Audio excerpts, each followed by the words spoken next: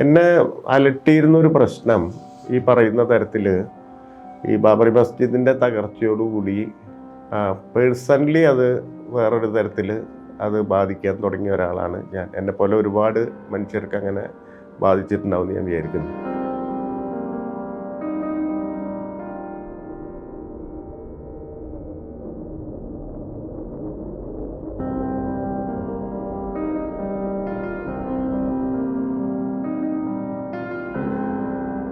അതിൽ ഏറ്റവും വലിയ പ്രശ്നം എന്താ വെച്ച് കഴിഞ്ഞാൽ ഈ പള്ളി തകർക്കുന്ന ഒരു ക്രൈം നടന്നു എന്ന് ഉള്ളത് മാത്രമല്ല, മറിച്ച് അന്ന് അതിന് ചുറ്റും കൂടിയുന്ന മനുഷ്യർ, അതിന് വിറ്റ്നസ് ചെയ്ത മനുഷ്യരെ ആ ലിസ്റ്റ് നോക്കുകയാണെങ്കിൽ അവിടെ LK അദ്വാനി ഉണ്ട്, മുരളി മനോഹർ ജോഷി ഉണ്ട്, അശോക് സിംഗാൾ ഉണ്ട്, ഉമാഭാരതി, സ്വാതി റതാംബര.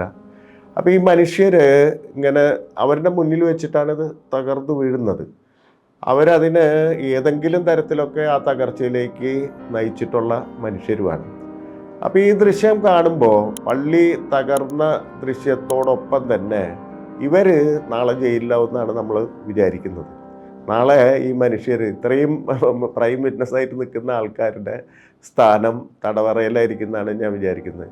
പക്ഷെ നമ്മൾ പിന്നെ കാണുന്നത് അവർ അധികാര കസേരയിൽ എത്തുന്നതാണ്. ആ തരത്തിൽ അപ്പോൾ ഒരു പൊളിറ്റിക്കൽ ഡിക്ലൈൻ എന്ന് പറയുന്നത് അപ്പോൾ സംഭവിക്കുന്നുണ്ട്, അവിടെ നിന്ന് ഇങ്ങോട്ട് മുഴുവൻ സംഭവിക്കുന്നുണ്ട്.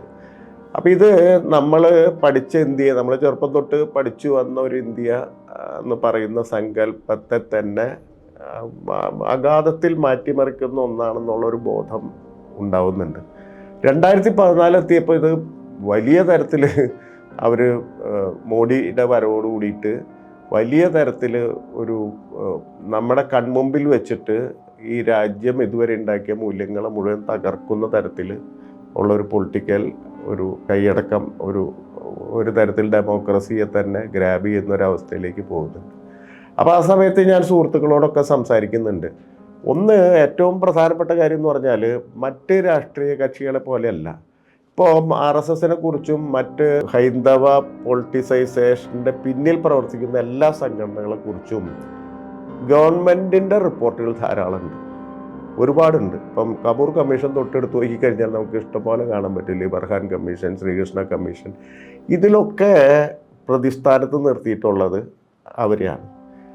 അപ്പം അങ്ങനെ ഒരു സംഘടന പൊളിറ്റിക്കലി നമ്മുടെ അധികാരത്തിൽ വരുന്നു. അപ്പം ഞാൻ പലരോടും സംസാരിക്കും, ഈ സംഗതി ഗവൺമെൻറ്റിൻ്റെ പക്കലുള്ള രേഖകൾ തന്നെ പുറത്തു കൊണ്ടുവരിക എന്ന് പറയുന്നത് ഒരു പ്രധാനപ്പെട്ട കാര്യമാണ്, നമ്മുടെ ജീവിതത്തിൽ ചെയ്യാൻ പറ്റുന്ന പ്രധാനപ്പെട്ട കാര്യമാണ്.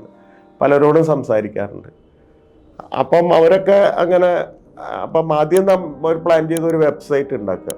ഒരു വെബ്സൈറ്റിൽ ഫ്രീ ആയിട്ട് എല്ലാവർക്കും കടന്നു ചെല്ലാവുന്ന തരത്തിൽ ഒരു ആൻറ്റി ഫാസിസ്റ്റ്, ഒരു ഇന്ത്യൻ കോണ്ടെക്സ്റ്റിലെ വെബ്സൈറ്റ് ഉണ്ടാക്കിയിട്ട് എല്ലാവർക്കും ആക്സസ് ചെയ്യാവുന്ന തരത്തിൽ അത് തുറന്നു കൊടുക്കുക. അങ്ങനെ പല ആലോചനകളും നടന്നിട്ടുണ്ട്.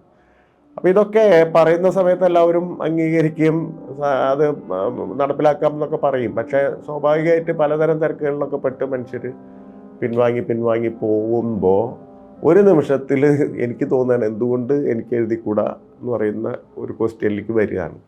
അങ്ങനെയാണ് എഴുത്ത് സംഭവിക്കുന്നത്. എന്ന് പറഞ്ഞാൽ എൻ്റെ ഒരു പേരിലെ പുസ്തകം എന്നതിനേക്കാൾ ഒരുപാട് ആൾക്കാരുടെ ഒരു കളക്റ്റീവ് എഫർട്ട് ഒരു സമയത്ത് സ്വന്തം ഏറ്റെടുക്കേണ്ടി വന്നതാണ് ആ പുസ്തകത്തിൻ്റെ പിന്നിലെ അല്ലെങ്കിൽ ആ രചനയ്ക്ക് നിദാനമായത്.